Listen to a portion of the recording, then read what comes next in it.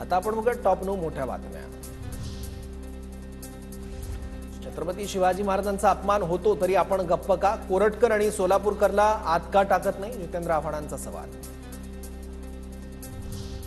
किरीट सोमय्यांची नाशिक कृषी अधिकारी कार्यालय आणि पोलीस ठाण्याला भेट। प्रधानमंत्री किसान सन्मान निधी योजनेत 181 बोगस बांगलादेशी लाभार्थी। योजनेत बांगलादेशींच्या घुसखोरीचा ग्रामस्थांचा आरोप। ते आता ग्रामस्थांचा दादूपणामुळे बाहेर आलं। ही दुसरीकडे असेल तर माहित नाहीये। पण आता लक्षात आलं की विधानसभा निवडणुकीचा आचारसंहिता प्रचाराच्या दरम्यान 2 लाख लोकांनी बोगस अर्ज केले। सातारा जिल्ह्यातील भाजपची महिला आघाडी आक्रमक। जिल्हाधिकारी संतोष पाटलांना घेराव घालून गोरेंची बदनामी थांबवण्याची मागणी। संबंधित महिलेवर कारवाई करण्याची महिला आघाडीकडून निवेदन।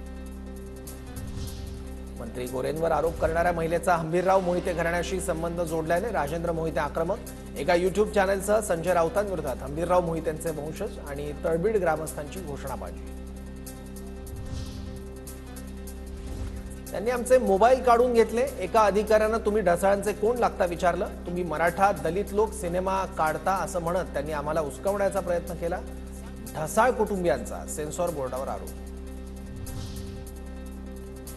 आरोपी दत्ता गाडे लपलेल्या गुन्हाट गावात पोलिसांकडून तपास। आरोपीनं भेट घेतलेल्या 7 व्यक्तींचा पोलिसांनी जबाब नोंदवला। आरोपी फरार झाल्यानंतर एका गॅरेजमध्ये गेला होता। पोलिसांनी 150 एकर परिसरात मोबाईलचा शोध घेतलाय।